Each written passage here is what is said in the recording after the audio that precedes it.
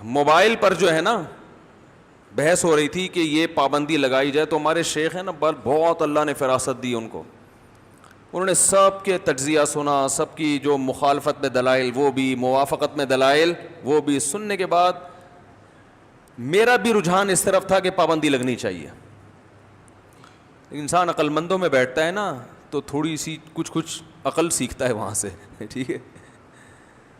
تو انہوں نے ایک بات کہی، انہوں نے کہا دیکھیں اس قانون جب بھی بنایا جائے نا، سب سے پہلی چیز اس میں یہ دیکھی جاتی ہے کہ اس قانون پر عمل ہوگا بھی کہ نہیں ہوگا، ایسے نہیں کہ جو بھی بنا کے تھوپ دو۔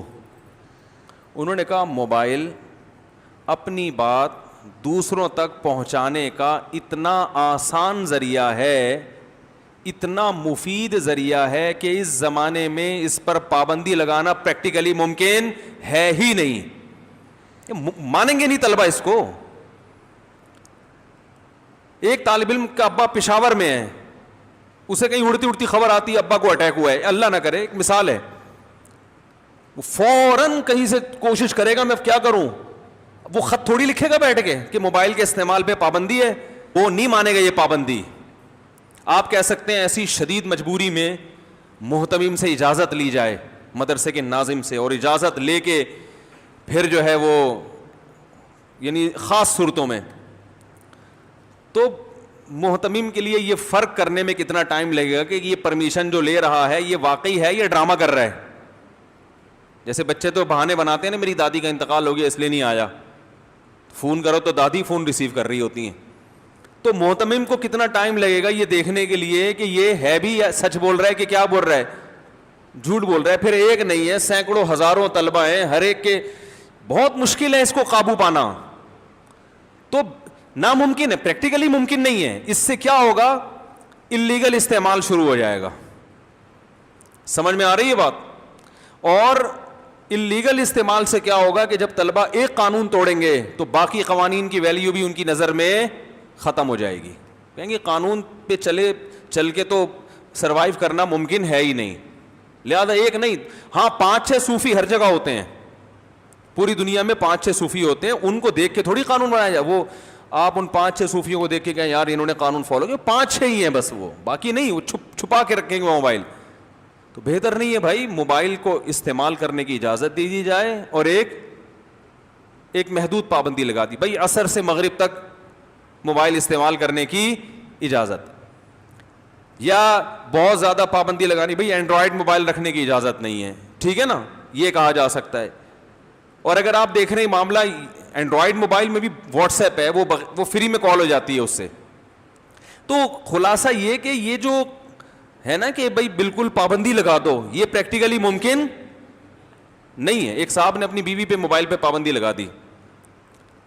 میں مانتا ہوں کہ گھروں میں خواتین کے پاس موبائل نہیں ہونا چاہیے، اس کے بڑے فسادات ہیں، لیکن پھر پورے خاندان میں کسی کے پاس نہیں ہونا چاہیے، صحیح ہے نا؟ اگر آپ کوئی ایسی خاندانی کوئی ایسی پابندی لگا سکتے ہو کہ آپ کے جیسے ایک خاتون مجھ سے مسئلہ پوچھا کرتی تھیں، ان کی شادی ہو گئی، شادی کے بعد 1.5 ہو گیا، ان کا کبھی فون نہیں آیا، پھر ایک دن فون آیا، انہوں نے کہا میں آپ سے مسائل پوچھتی تھی، میں نے کہا جی، انہوں نے کہا اصل میں ہمارے خاندان میں جہاں میں میرا سسرال ہے وہاں لڑکیوں پر موبائل پر کیا ہے، پابندی ہے، تو ہم موبائل استعمال نہیں کر سکتے، تو آج میں نے اپنے ہسبینڈ سے پرمیشن لے کے آپ کو کال کی ہے، تو انہوں نے مجھے کہا کہ آپ میرے شوہر سے سفارش کر دیں کہ بھائی مجھے موبائل رکھنے دیں۔ میں نے کہا نہیں، میں یہ سفارش، بولو بھائی نہیں، میں نے کہا بہت اچھا خاندان ہے، کسی خاتون کے ہاتھ میں موبائل نہیں ہے، اچھی ہنسی خوشی زندگی گزر رہی ہے، اپنا نماز روزہ تلاوت، تو انہوں نے کہا مسائل کیسے پوچھوں؟ میں نے کہا اپنے میاں کو بولیں وہ فون کر کے پوچھ لیں گے، یہ مسجد کے مسائل کا پوچھنا اتنا ضروری نہیں ہے،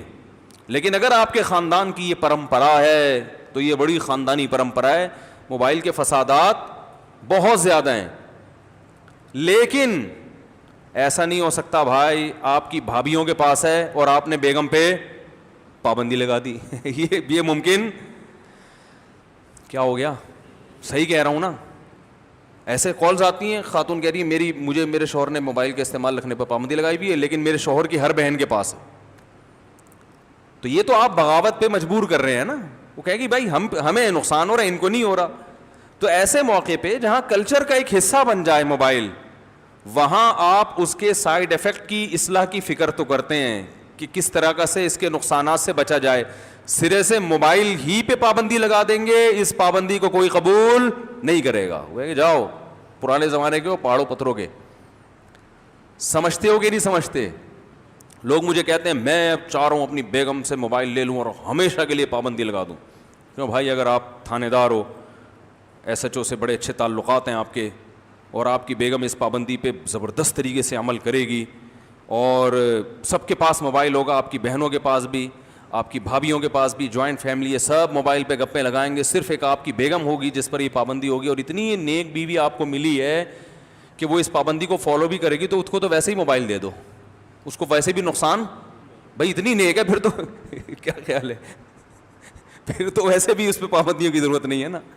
تو قانون بناتے ہوئے, قانون لاگو کرتے ہوئے گراؤنڈ ریئلٹی کو سامنے رکھ کر, فرضی قصے کہانیاں نہیں.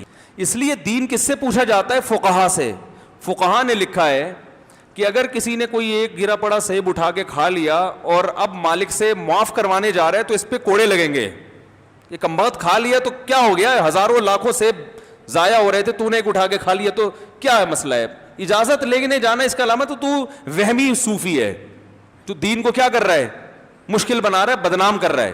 جس کے سیب کے باغات ہوتے ہیں, ایک آدھ سیب کھانے پر وہ ناراض نہیں ہوتا, اور اگر ہو رہا ہے تو اس کے کوڑے لگنے چاہیے نا.